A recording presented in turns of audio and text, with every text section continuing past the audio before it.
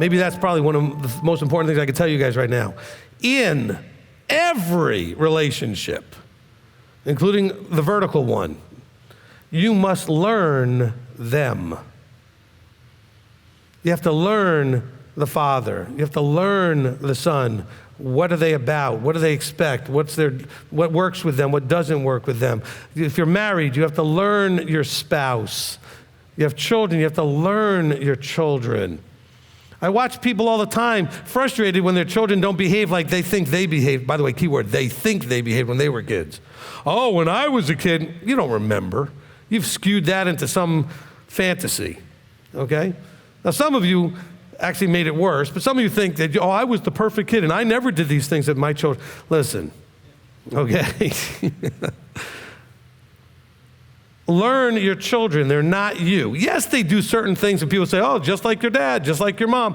But generally, except for those small things that remind everyone that they're your child, you have to learn them.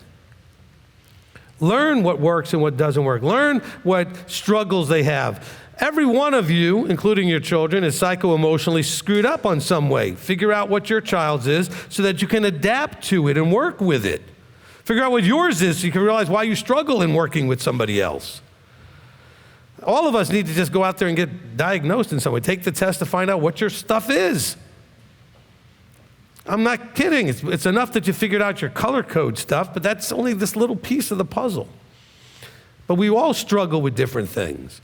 Look, I didn't put it out there during prayer time, but I've been having tremendous ADD problems more than usual over the last year. I don't know why. But my ability to focus or need something to distract me so I can focus has gotten much worse of late, and it's hard. And I'm very blessed that my wife has noticed in an empathetic and sympathetic way. And because when I explained, she's like, why do you need to be fidgeting with this or that? I said, I need to, that's why. And I don't know what's going on. I don't know why I'm struggling. And she said, oh, okay. I mean, she's actually understanding that I'm struggling with things. You know, people sit with me and I'm just fidgeting on my phone so I can focus. And they've come to accept that that's something I need to do. I don't know why, but I'm open to other suggestions. But you start to own and learn yourself, okay? And so it's not easy to deal with your handicaps. Realize everybody you're dealing with is also handicapped. Maybe undiagnosed, but we're all handicapped. By life, by how we were raised and all of our experiences and how you were born and whatever other thing, we're all dealing with some sort of level of handicap. And it requires a lot of patience to deal with handicapped people.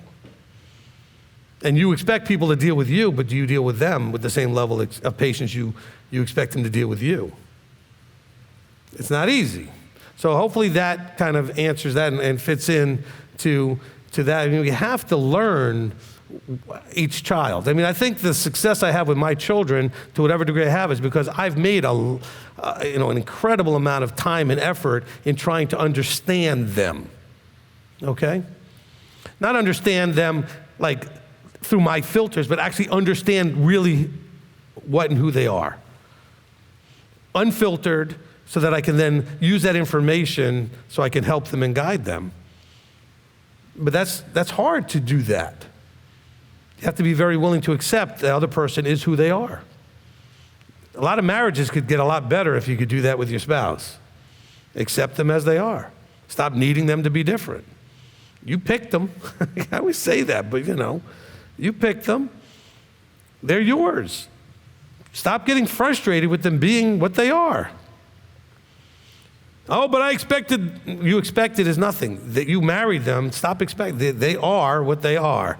If they improve, great. If they don't, they're still what, this is your life that you chose to be with someone, and you need to grow in how you handle that person's handicap.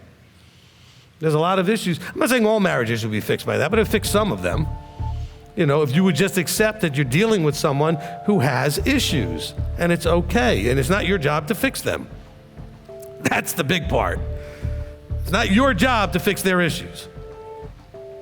You can encourage them to work on their own, but you need to be patient and respect that.